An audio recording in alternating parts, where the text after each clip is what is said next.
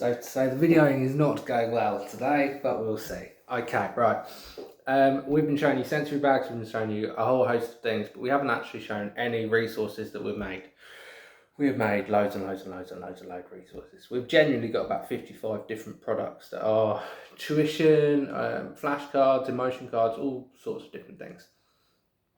A lot of the time when people say, okay, I've got a child, they're in utter distress, they're biting themselves, those sorts of things, they don't know what to do. Now, in those moments, it can be quite scary. It's quite scary for the individual, it's quite scary for the adult. What we want to be able to do is be able to have set plans that we use for that child, and we want to be able to, any child, to be able to use a regulatory strategy, so something to calm them down when they're upset. So if I'm 10 out of 10 angry or something, I should know what strategy I should be using. And it's quite a good test for adults to turn around and go, what do you use as an adult? And you go, I don't know. Exactly, that's the problem. So with these emotion cards, so I've got a happy one here, I've got a sad one. For instance, when somebody's sad, you can label that they're sad, you can sign it if you want to, but if someone's sad, they might want some quiet time, they might want some TV, hug a teddy, or to listen to some music, those sorts of things. What we don't tend to do is we don't tend to actually teach our students or teach our children when they're actually sad, when they're angry, when they're happy. I've shown students pictures of somebody blowing out birthday candles, and they couldn't label whether the child was happy or sad. And you think, of course they're happy, it's a birthday and they're blowing out candles, but we need to actually teach that aspect, and we haven't, and we don't often. Now, when you get a child who is super angry, who's 10 out of 10, who's, severely emotionally dysregulated, and you say, come and look at my card, it doesn't go very well, and they don't get very happy about it. So they're angry.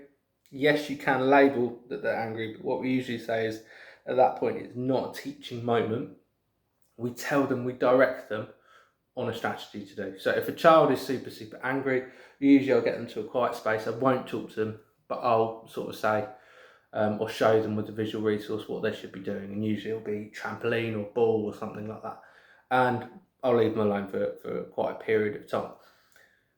When I tell people pick a strategy, do a strategy, people usually say, okay, but I asked the child, do they want to do this or do they want to do this, and they just said no and carried on shouting. We are not asking, we are telling to start off with, and we are instructing, and it takes a long time. So usually it takes between 5 and 6 weeks to really get it embedded. And that's okay, and that will take time, but things like weighted blankets for proprioception and all those sorts of things work really well, and talking it through, all those sorts of things, that's for later down the line. If you've got a 3-year-old or if you've got a 12-year-old who's really struggling with their emotions, first things first, have a doing activity. And I think labelling these emotion cards are brilliant.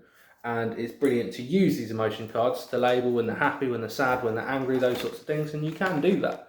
You can talk about it in advance. You can personalise these strategies. But what it does is it teaches the adult, oh, okay, you're angry. Do one of your angry strategies. We've agreed that's what you should do, and all the rest of it. So that works really well to have it like that. The other really cool thing is eventually you give these cards to the students. So the first stage is us teaching them. Eventually they do it themselves, and they say, I'm angry, I need to play with the ball to calm down. And they use it themselves, and you're building their independence and their knowledge and their ability to tact, to emotionally state how they're feeling and all the rest of it. Okay, that's a very short overview. Differences, not disabilities. And here are all of our cards that we'll be using. When you first start off with cards and all of these, I would pick sad, tired, angry, happy, and just pick a couple. Cert says just pick sad and just pick happy as your first ones. If you can't do sad and happy, don't do 5,000 other ones. There you go.